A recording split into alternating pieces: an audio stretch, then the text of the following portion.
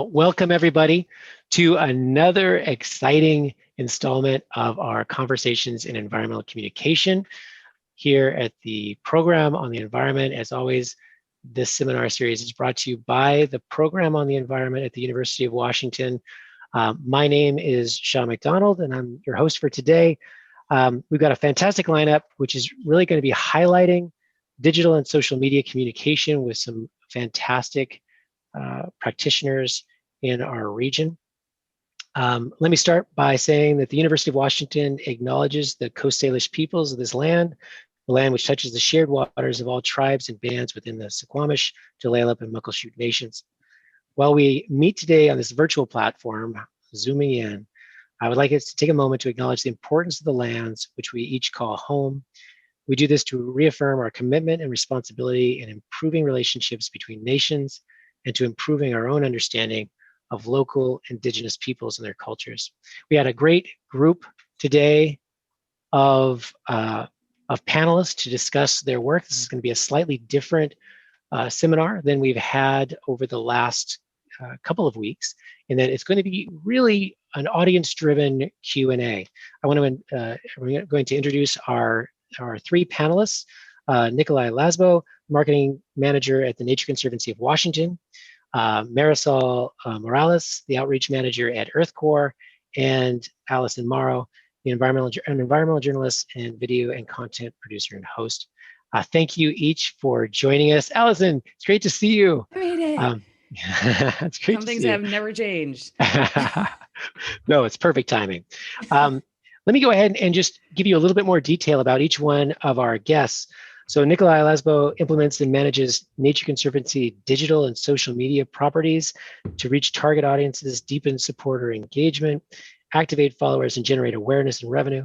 He is the strategic lead for all digital marketing and social media, paid and owned channels, and the other members of the Washington marketing team look to him to provide proactive digital planning and expertise, ongoing recommendations, detail-oriented implementation, and analytics.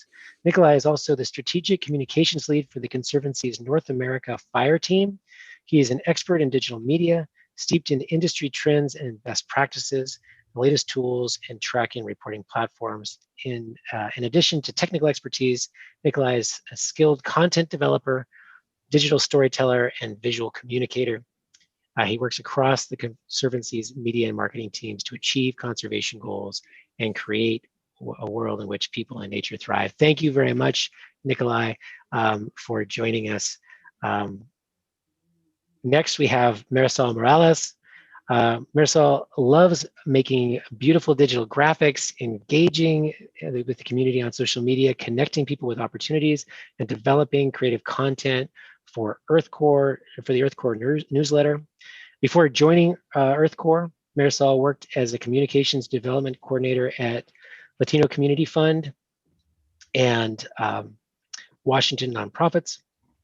She is excited to apply her 10 years of experience in the nonprofit sector and new skills learned in the Digital Technology and Cultures degree program at Yale University, connecting families and professionals through digital media tools that are interactive, accessible, and user-friendly.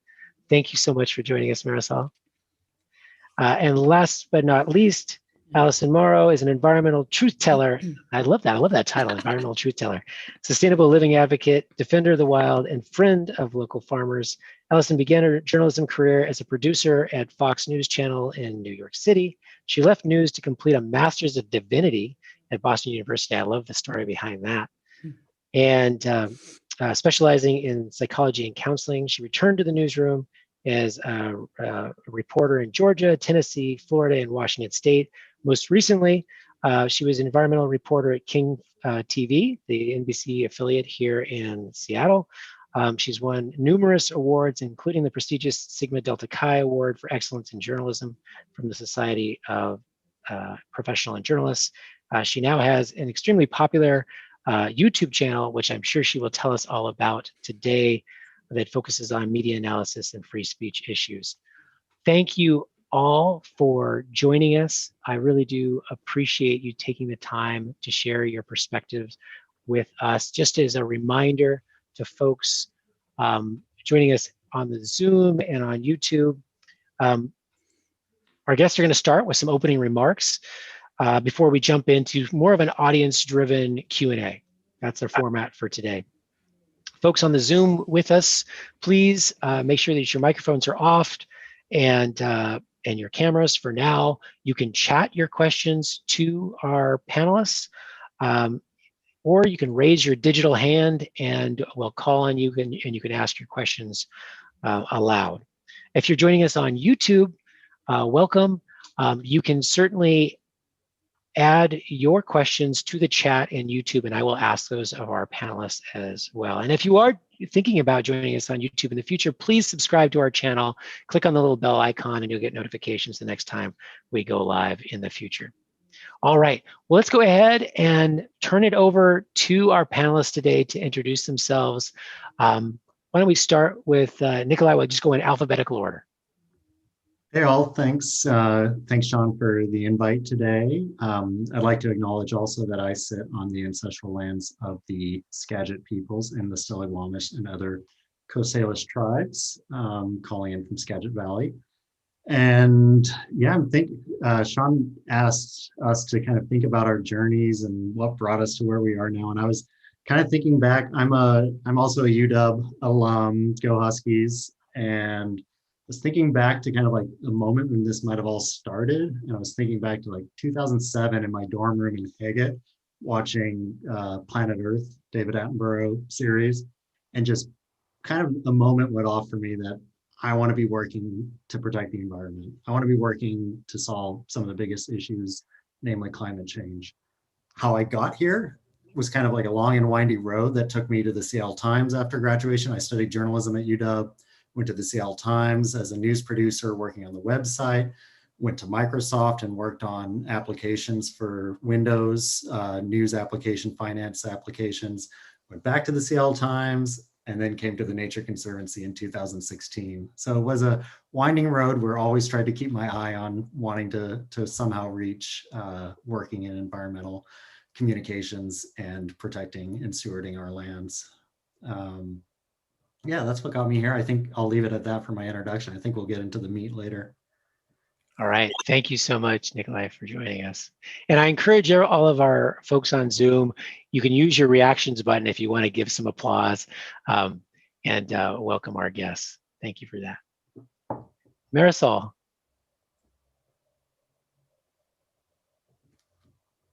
Hello, my name is Marisol, and I am the outreach manager for Earth Corps. Prior to my new role as an outreach manager, I was a digital communications manager. I was in that position for a little over a year. For those of you who are unfamiliar with Earth Corps is an environmental organization that brings together young adults from the US and countries around the world for a year-long leadership program. And this takes place in Seattle, Washington, and throughout the Puget Sound. Our core members learn leadership skills by working collaboratively, leading community volunteers and executing technical restoration projects along the shorelines, trails, and forests in the Puget Sound. We typically bring young adults from countries around the world, but unfortunately, due to the pandemic, we were unable to do that. I got started in the environmental sector, I think, I had an interest at a very young age. My parents were both activists in the community, and my father was very involved with the United Farm Workers. And so I grew up around activism, working alongside community members, working on farm worker rights issues. Both my parents were farm workers, and that's sort of what drew my interest in wanting to really focus on environmental issues and public health issues. And so I received my undergraduate degree at the Seattle University in digital technology and cultures. and worked for several nonprofits here in Seattle, worked for Washington nonprofits, where I was a learning coordinator. I was attending school part-time and working part-time, and then worked for Latino Community Fund for a little over a year as well, doing communications and development. And then decided to continue my education. Went to the University of Washington, where I'm earning my degree in communications and digital media, and excited for my new role here at EarthCore, where I get to recruit young adults and bringing community members, involving community members with our organization. And so I'm really looking forward to developing new partnerships with BIPOC community members. And yeah, and that's my story. So be happy to share more later. Thank you so much for joining us today. All right, and last but not least, Allison. Allison, I see your name is popping up as Westover. Oh, I've been outed. It's my real last name. It's fine. It's fine. I use my middle name. I've been using my middle name since I started my TV news career. So that's okay. That's my married name. It's fine. It's funny because I started using that so long ago. It just, at some point, it just becomes your name. You know, I almost forget what my last name was when I was growing up at this point. It's been so long since I've used it. Anyway, Sean, thank you for inviting me back to do this. Really, I miss my TV news career covering the environment in a lot of ways. And this is one of my few connections still to that, to be able to come back and do these panels. And so I really do appreciate the chance to be back talking about it. As much as I do really, as you were saying, focus on free speech and media analysis right now, I do that in a lot of ways to protect a space that I want to stay open for challenges to power structures to keep the environment in conversations. And what I found just kind of getting into the world of where speech is headed online, for instance, that I am a little concerned that as we sort of inch rules closer to the center, we're going to potentially lose opportunities for challenges like I used to engage in as a journalist, to make sure that in this particular case, we're talking about the environment. The environment for me was the first, I guess, sort of little guy that I covered on a regular basis. Something that was not often brought to the table. I was probably the only full-time environmental reporter for a TV news station in the entire country. So that should tell you something. It wasn't something that many TV stations invested a lot of time and resources in. And I saw behind the scenes how easily, when there's not light shown on these topics, that it's easy to create some serious problems that are very hard to undo and sometimes impossible to undo. And so as I left TV news and moved, really the reason that I left was because I covered the environment for so long that I wanted to live out in the environment. I didn't like coming back to cities anymore. I spent so much time hiking and out on Puget Sound, and then I'd come back to the city and my neck would get all, tight and everything. I'm like, I don't want to live in the city anymore. I want to go live out in the environment. And then I pitched that to my bosses, and they thought that was the weirdest thing they'd ever heard for a environmental reporter to live out in the wild. So anyway, I had to just go take my life and go do that on my own and start my YouTube channel. And I was documenting my journey sort of off grid-ish. That's our eventual goal. We're renovating an Airstream to live in, and want to build a family homestead and grow our own food and kind of do that thing. And, in the meantime, I decided to sort of jump in the game too, talking about, where my old industry of TV journalism, corporate TV journalism is right now, try to educate people a little bit as to what the problems are, what potential solutions could be, and just cover some topics that perhaps aren't necessarily given given the contextual or complex, nuanced opportunities that you probably, in other words, you're probably getting more watered down versions or shortened versions of these really complex topics when you watch my old industry. And I'm trying to take them in a different direction now that I can, hey, if I want to go 2 hours on YouTube, I can, and back when I was in TV news, I had to keep it to 90 seconds or less. So that's sort of where I'm at right now. And at the end of the day, someday I would like to just go back to hiking again and covering wolverines and whatnot. But for now, I'm talking about Jack Dorsey and all those guys in Silicon Valley. All right. Thank you for that. Yeah, no, I think you're all bringing very interesting and different perspectives to this discussion, and I'm very excited to weave in what you're doing now, what you've done in the past, and talk through some of these topics and concepts with folks. So what I would like to do at this point is encourage our students to ask questions of our panelists. Again, you can type those into the chat, or you can just raise your hand and ask those live. For folks who are joining us through YouTube, you can certainly type your questions into the chat on YouTube as well. So let's go ahead and get started.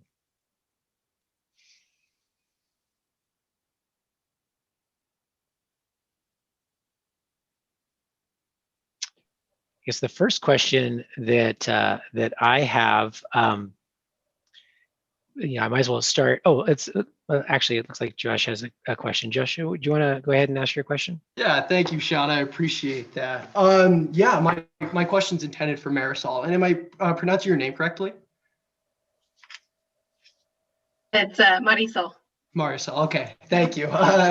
So from what I can gather, you've been spending a lot of your time exploring this intersection of computer coding and social justice. Through your website, or your soon-to-be website, Blogging Consejos, or Blogging Tips, you plan to showcase this intersection by providing a platform for education and expression. Now, I'm interested, how have you coded this platform so that it serves as an anti-racist platform and promotes social justice?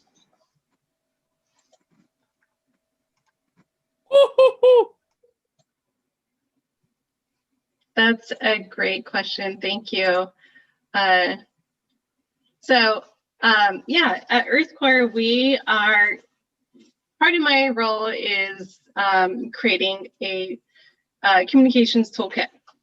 So the approach that I wanted to take with this was creating an anti-racist toolkit for our communications and how we go about that. And the first thing that we needed to do was look at how the organization itself is centering equity. So looking at the organization and how we approach it. And so I wanted to also acknowledge that our organization is predominantly white. We have been a historically white organization, and we are working on censoring equity and dismantling our racist and approaches at our work. And so some of the things that we are constantly doing is recognizing our own wrong and educating ourselves. We started our diversity, equity, and inclusion work a little over 3 or 4 years ago, and started facilitating workshops among staff and our core members, and having really these difficult and challenging conversations with each other. We brought in consultants to have these conversations with us. We also have a people of color resource group as well for staff and our core members to have these continuing to have these conversations. And so when it comes to our communications externally, I think we're having to constantly challenge our work, where we stand in our own journey. And so looking at our own power and privilege, and looking at examining how the organization has done that, or where it needs to improve. So when it comes from when I tell my stories, a couple of questions that come to my mind that I'm constantly asking is, who has power? Who is being centered? Who has privilege? How are power and privilege made visible? And what is a story that has gone unexamined in our organization? So we do a lot of restoration work on different projects with the community and working with different community members. And so when we're telling these stories, you know, on Fridays, I typically have these Field Story Fridays, and we tell the stories of the projects that the core members are currently working on. And not only am I sharing what the project is, but I'm also sharing some history and background and context of whose land we're standing on and working on, and also how the community is being impacted by these changes. And so we still have, you know, a lot of work to do internally with our organization and reframing these narratives as well within the environmental movement. And part of that is also reframing the narrative, reinscribing our history and celebrating our heroes. And so having folks tell their own personal stories, utilizing social media for folks to be able to tell their own stories. I myself have told my own story through Earth Core's blog, and how my family's been impacted by environmental injustice. And so I think it's important for folks, whether in your organization or in the community, to be able to have the platform to be able to share their own narratives, their own stories. And that's something that I try to practice within my work as a digital communications manager, as an outreach manager, ensuring that our stories are reflected and our stories are diverse as well. Fantastic. Thank you for sharing that, Marisol. You know, actually, Nicola, I was thinking, you know, there are obviously some strong similarities between your work and the work that Marisol is doing at her organization. And one of the questions from our students, one question was particular was the work that you do on the Good Fire campaign or the program there, and the marketing that you do, the stories that you tell around those issues, and sort of the strategy. And this particular question from Amaya is about sort of the strategy of marketing the product here, Good Fire, and I guess sort of thinking about the audiences that you are focusing on, and maybe how you choose a strategy, how you target those audiences moving forward. Yeah. Thanks for highlighting that, and thanks for asking. And Good Fire, kind of that hashtag itself gets right to the point. I know Marisol was talking about it in a different context, but when we talk about flipping the narrative in marketing, we go through our lives with so many assumptions, and one of them being all fire is bad. That's the assumption that we've been living in for the past 100 years in fire management, and it's had absolutely dire consequences for our forests and people living near forests and other fire systems. So as a marketer, we are tasked with flipping that narrative. We have created Good Fire to try to communicate that, well, not all fire is bad, and actually it has a very important role in ecosystems. There's how I tend to approach my work with whether it be Good Fire and my strategic communications role there, or more broadly, I'm kind of call myself platform agnostic in the sense that I'm a digital marketing manager. I have a background in digital channels, but when we really break it down to audiences, outcomes, and our tactics, you really got to look at a whole slew of things, whether they be digital or it might be face-to-face communications. There's a lot of community building work that we do around Good Fire to just talk about prescribed fire and things like that.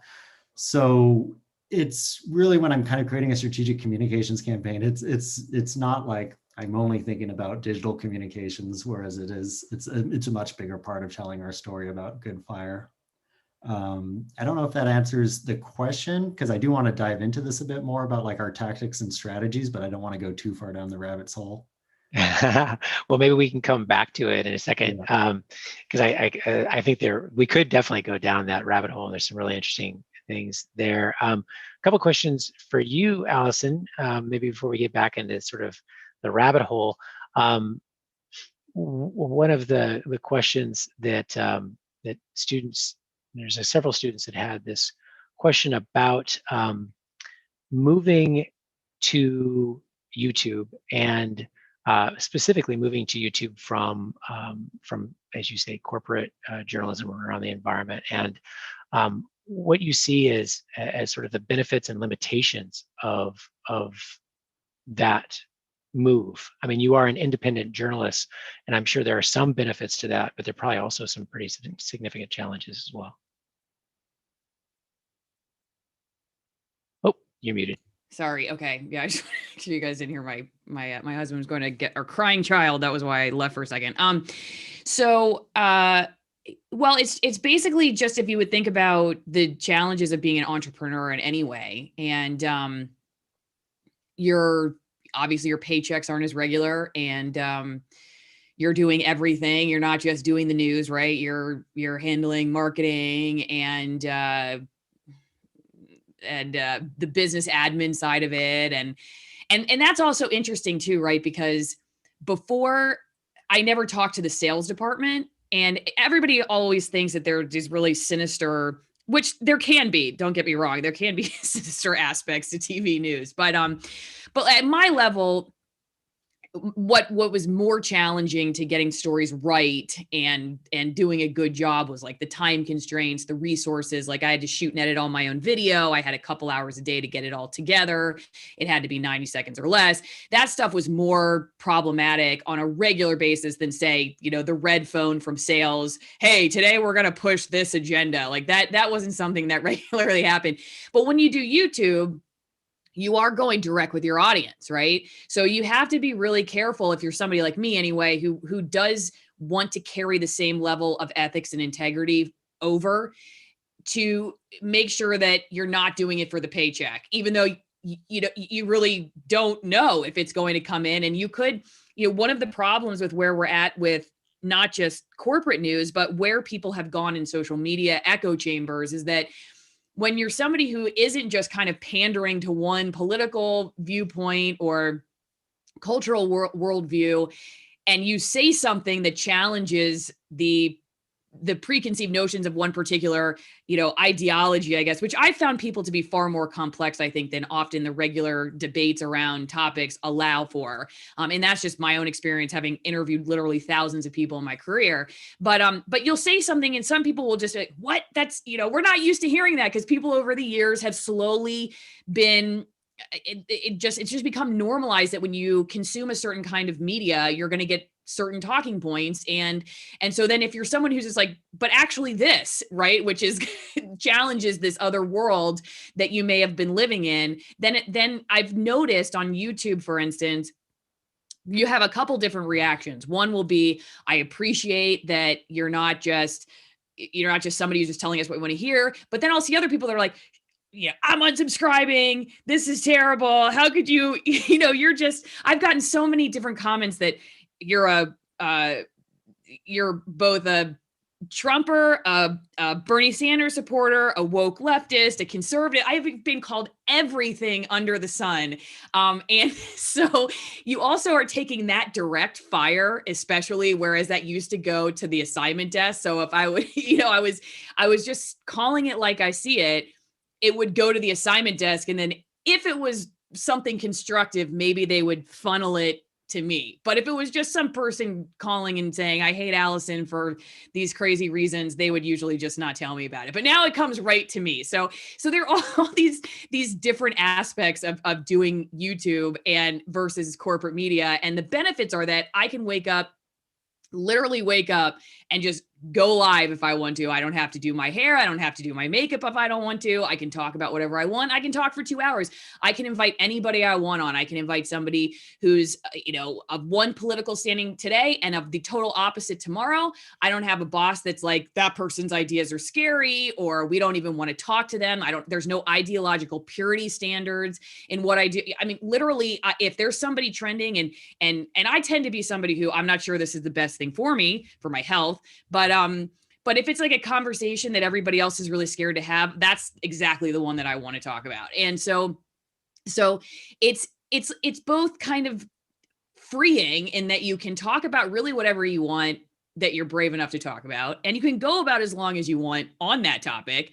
But you don't know tomorrow if you're going to have any money showing up, So that's another reason why it's nice to live out in the middle of nowhere, because, I do have other stuff that I do for a living, but as far as that, when you're just running your own newsroom like that, it's sort of a very kind of feast or famine thing.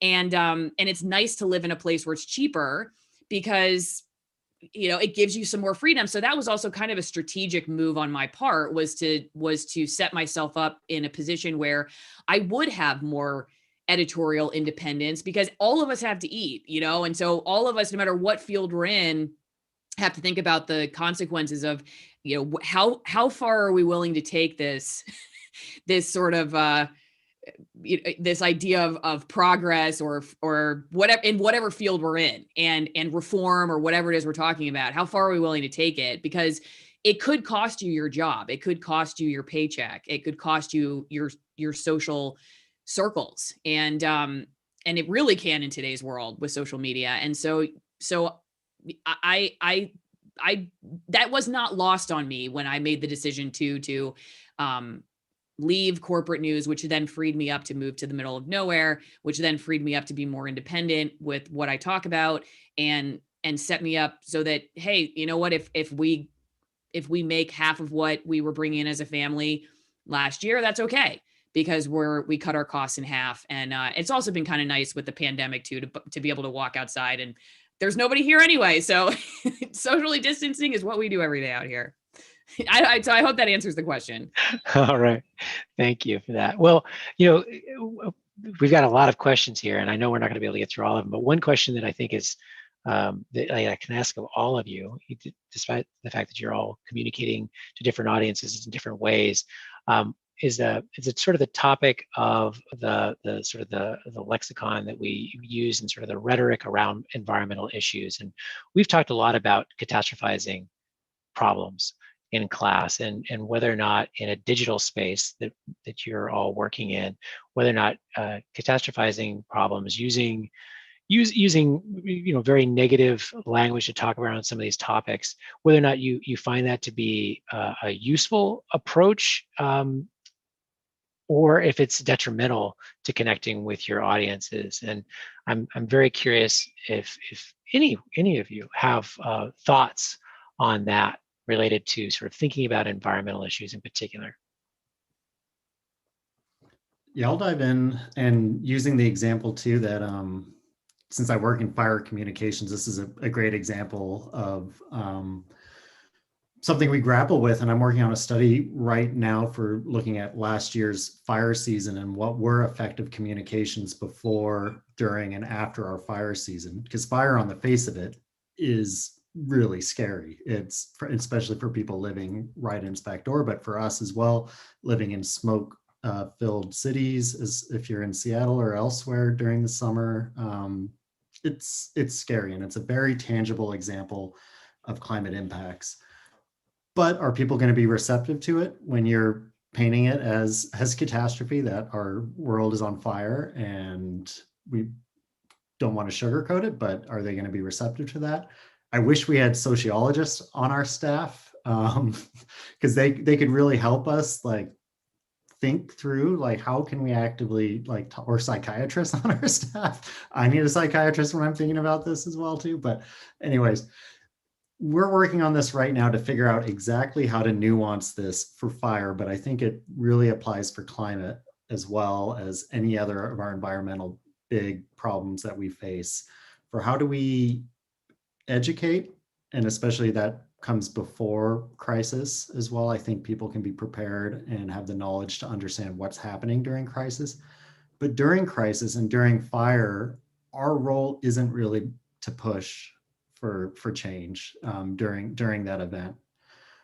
It's to lend support to those who need support, to firefighters and others. And then after a fire event, we really want to look from the ashes, like, are there opportunities here? And we're doing this now where we're trying to figure out, are there ways? I was actually talking with our California team, and he called fire the gateway drug for climate action. This is what people are paying attention to, and it's Washington State and the West Coast, our most tangible example of climate impacts. So we don't want to completely shy away from those sensitivities around the catastrophe that we're facing. So we're now looking at how do we build on this momentum and this particular public awareness of the problems that we face that are quite tangible, especially in the past couple of years. I don't have a good answer because we're looking into this and studying like how can we actually nuance this even after a fire that will be people will receive well still. Yeah, thank you. That's really interesting. Marisol, Allison, either of you have any thoughts on that?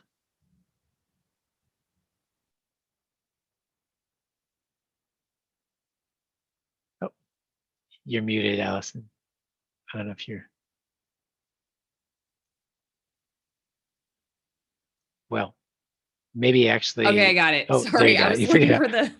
Well, I was trying to follow everybody on Twitter. You have such an engaged group of students, so it's pretty cool. So I was trying to follow them on Twitter, but missed them. Can you repeat the question one more time so I make sure? That we just asked you about sort of catastrophizing environmental issues.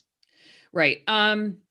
Yeah, I mean, I think that catastrophizing anything is bad. That's another reason why I started my YouTube channel, honestly, was because I actually, it's funny. I did a video back at sort of August-ish of last year talking about this exact issue and how my concern was that we were going to get to a point in mainstream news where we were really going to need to grab people's attention. And we were not going to be able to get it because they were going to be so over the hysteria that we were and sort of have lost so much trust in our ability to kind of, gauge the scale of danger, that we were going to have an event where we were going to want to talk to people about, hey, this is happening. And maybe, and I, not to get too into it, people probably know what I'm referencing, but I feel like we may have gotten to that point where it's like, okay, have we totally had such a just complete break in, and I saw some of the students asking this question about trust in media, especially mainstream corporate media, and since this is an environmental panel, yeah, it that all bleeds together, because if you have news stations that are regularly, it's like the world is ending, the world is ending, the world is ending. And I'm going to speak to TV because that's what I mostly know. Then even when, say, you're switching topics, so say your world is ending on one thing, but now you want people to pay attention to you're talking about the environment. Well, even if you've kind of you've contextualized or you brought things down a notch a little bit, it's hard to separate those two. Like, so it's a brand, right? And when people start getting used to hearing people talk a certain way, it would be like me all of a sudden, screaming at you, and then I whisper something and you're like, wait, what? But you still associate me as a screamer. So even if I'm whispering it, I have a feeling you're probably going to be like, yeah, but Allison's about to beat me over the head again. So I'm going to be like a little bit skeptical of what she's saying. So yeah, I think it's a problem in, especially, television news especially is a very quick, it's very competitive, and this goes for, I think, probably more so when you're talking about the world of like visual and audio presentation, because if you're reading something online, you got a little bit more time, and you can put more words on a page, and people don't have to read through your script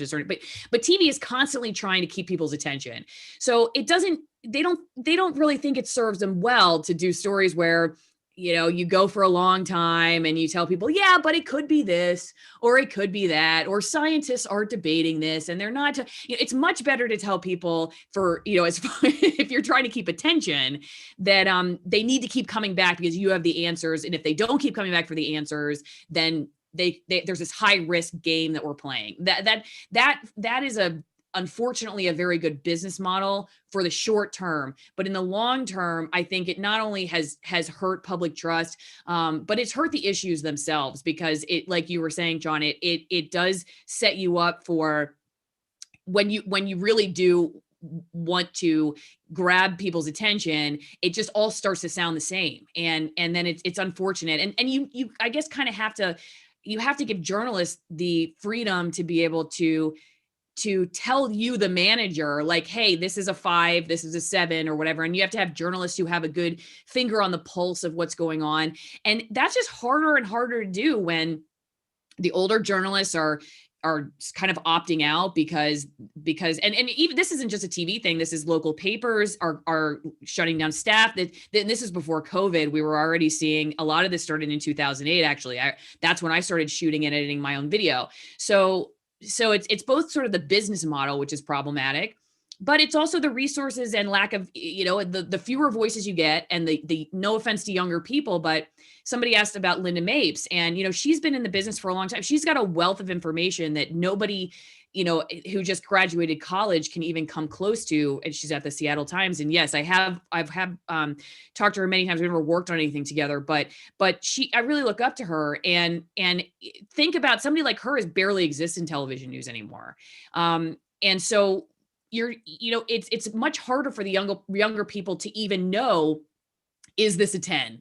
Is this a 5? Is this a 2? So you could have a very well-meaning journalist who just doesn't have the historical knowledge to understand the contextualization of these issues. So there's a lot of problems there, but yeah, I do think it's an issue for sure. Yeah, interesting. Well, we're gonna bounce around a little bit because I want to get a couple more of these questions. Thank you for that, Allison. Marisol, your background in the digital technology and cultures degree program, and now in the Master's of Communication and Digital Media degree, it seems like you have a wealth of experience.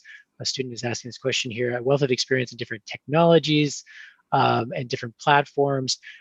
Given that you're really trying to connect people with opportunities to do things for the environment, and especially diverse communities, do you find that having an understanding of these diverse platforms and diverse ways of connecting with people, are there certain things that are working, not working, ways that you find are better to connect, especially when we think about the digital space?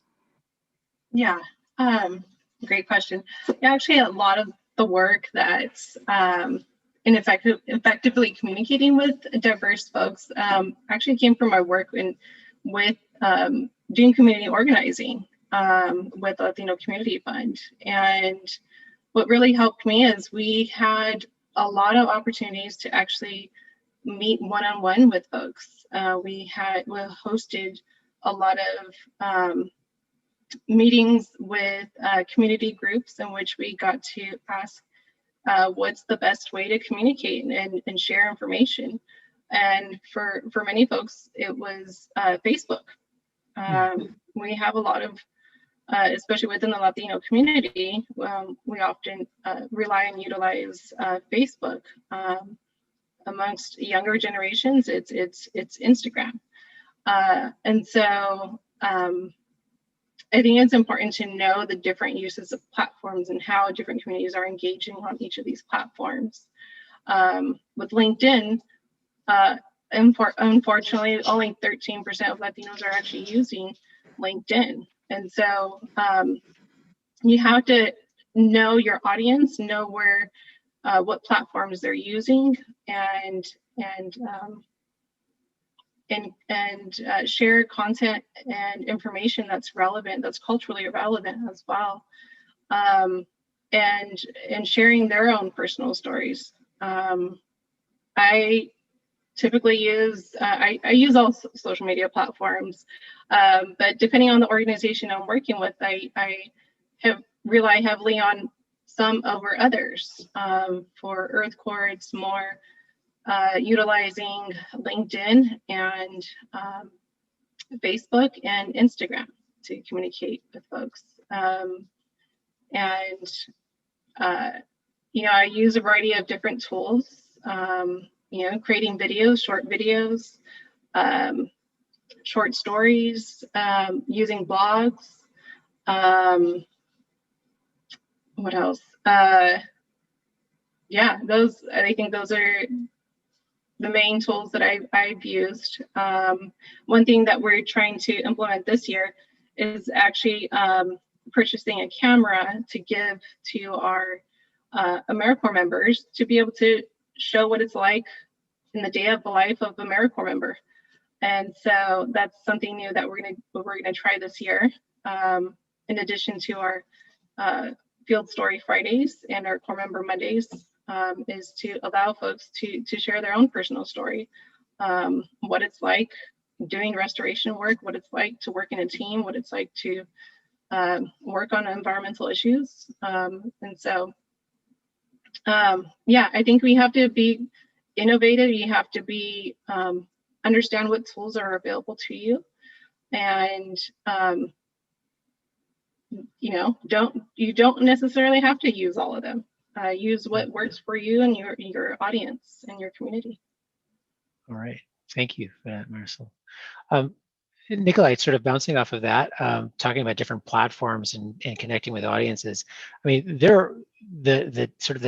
the digital space is getting pretty crowded, and especially when it comes to environmental messaging, there's a lot going on. How do you, at the Nature Conservancy, how do you capture your audience? How do you connect with them and get them to pay attention to the messages that you have, that you want to share?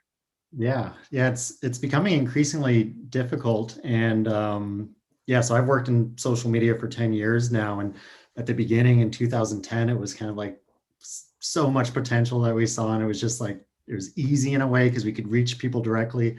Now with algorithm changes and being limited in how we can actually reach people. And if you've watched The Social Dilemma, you kind of have an idea of kind of the crank that these companies are pushing on monetizing their content. So increasingly it's pay to play for us to reach people. So there's a couple different strategies I employ, knowing that people have limited attention spans. It's harder to reach people, and we usually have to pay for it. One of them, and I tell this to our other staff too, who are creating social media on our team, so often like our mission-centric stuff is, I mean, that's key to our conservation outcomes. That's like, we got to be getting people like contacting their legislators to lobby in support of a bill. We're working on that now.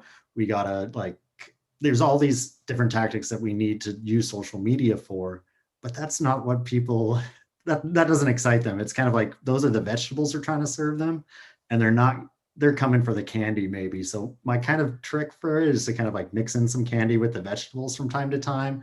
Like if I'm putting up something that's a little bit too dry or to the point, I'll find like a way to like ask a fun question or make it more accessible to them. I've even kind of figured out ways to game the algorithms. Like if I put out more candy posts, like things that is just like, look at this cute bunny or something, then they'll start like seeing more of our content because they liked that one post. Now they'll get the vegetables. That's one way to do it. The paying aspect. So we have a really robust paid advertising strategy around Facebook, Twitter, Google, and LinkedIn as well too. And that's really, I think it was to a point earlier too, like one of our tactics for directly targeting our audiences to directly lead to outcomes. So like with the legislative example, we are able to directly target people in legislative districts who we want to reach out to their lawmakers to help a bill become law, for instance. And that we're only able to do through paid advertising. We can't count on the rest of our social media to do that. So it's becoming harder. I really want to hear from this group. This isn't the time to do it, but I really want to know like how we can adapt to do social media, because we're kind of in a really hard place right now to like actually work this into our strategy, because it's becoming harder and harder as these companies squeeze us. Yeah, that's a really interesting predicament to find yourself in. Well, unfortunately, we don't have a lot more time, but I do want to pose a question to each of you in closing. And I guess this gets to another question that the students put forward, and that's, maybe in a couple sentences, each of you, thinking about the digital space and thinking about communicating around issues of the environment. What do you see as the big challenge that we face right now? Maybe we could start, Marisol, we'll start with you.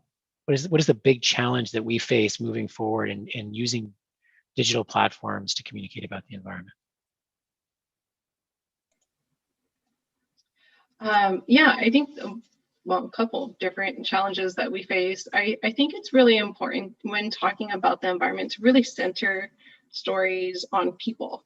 And really center stories on diverse communities. I think it's important that we need to really listen and learn, and actively tuning into the voices of the community, listen for opportunities to engage, whether that's virtually or in person, and also tell stories that celebrate people, that celebrate and reflect on the wisdom of our community and those who are contributing to the environmental movements.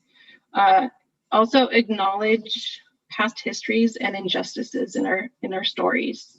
And I think, I think those are opportunities for us to further the environmental movement, really further, issues of climate change, is if we're able to do those, really reframing the narrative, again, as I mentioned, and really being highly attuned to what's happening in your community and who is being impacted. Great, thank you for that. Allison, how about you? What do you think?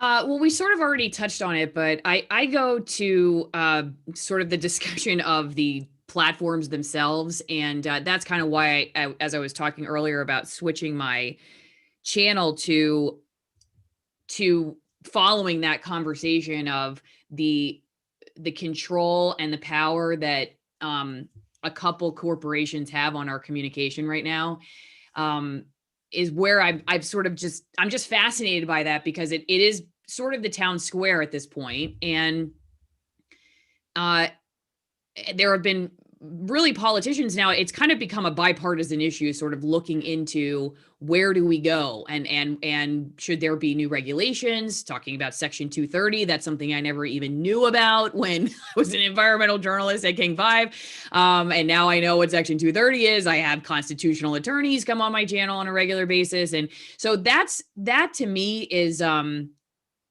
more than anything, I think that's where my attention is focused, because it could be a story that you find to be so consequential and so important to tell people. But if the resources that we use to communicate with each other are set up to either disenfranchise certain voices, to disallow dissident talking points, whatever it is, whoever is deciding like this is something that we're not going to allow at the table. I'm curious what we do. And that has to do with the AI, that has to do with Google and search results. I've seen it on my own channel. Because I can see the analytics, a video doing, and I can see it just plummet. And like, what just happened here? It's just put it this way. It's not organic in the way that you want your apples and oranges. All right. There's something else going on there. So I'm really interested in that because I think, I try to think big picture. And even though I may be thinking about it in order to sort of say, hey, someday I want to save it for the environmental discourse that I'm so interested in. I feel like this is the issue of my generation, is how we communicate online, how speech is allowed online, who's allowed at the table, whose voices are you seeing, whose voices are being hidden. All that stuff is really where I'm focusing my attention right now. And then hopefully before I die or go crazy, I'll be able to just use the platforms to talk about the environment. All right. Thank you, Allison. How about you, Nikolai? Yeah, I'm trying to remember back to the question. Are we focusing on the positive or the negative? Well, sort of a challenge moving forward. Maybe you could spin it to be sort of a positive solution.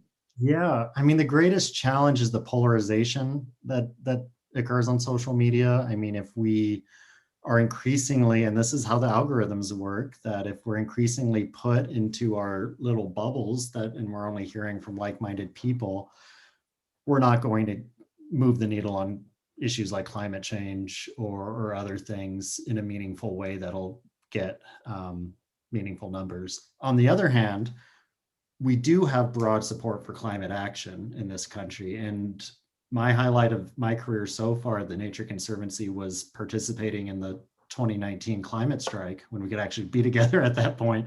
The youth-led movement, community organizers, still coming together to make their voices heard in a very loud way around the world. And that gave me hope for the future. It gave me hope that we can still organize and have a conversation around these topics. I don't know what the media landscape looks like from point A now, where we're in our hyper local or hyper like chamber of discourse, where you've got like QAnon conspiracy theories and other things kind of finding echo chambers in areas, to the point where we're actually having these discussions about the things that impact us all in a meaningful way while listening to each other in a town hall forum, whether that be a physical space like the streets of Seattle, or maybe a new platform that hasn't been created yet. All right. Well, thank you for that, Nikolai. And thank you all. I want to be respectful of your time. We have actually already been talking for an hour. It seems like it just went by like that. I want to thank each of you for being with us today and sharing your perspective. Let's give them all a big round of virtual digital applause. Class, folks online, thank you so much. We didn't get to nearly half of the questions here, and I'll make sure that I send some of those out to you as panelists if you have a second, you want to look at some of these additional questions. For those of you who have been joining us on YouTube, thank you very much. And for everybody here, if you want to join us again for future seminars in this series, please subscribe to our YouTube channel and click the bell to be notified when we stream again. Otherwise, again, thank you, Marisol, Allison, and Nikolai, for joining us tonight for this great conversation. And we'll just keep talking about it. But y'all have a really great evening.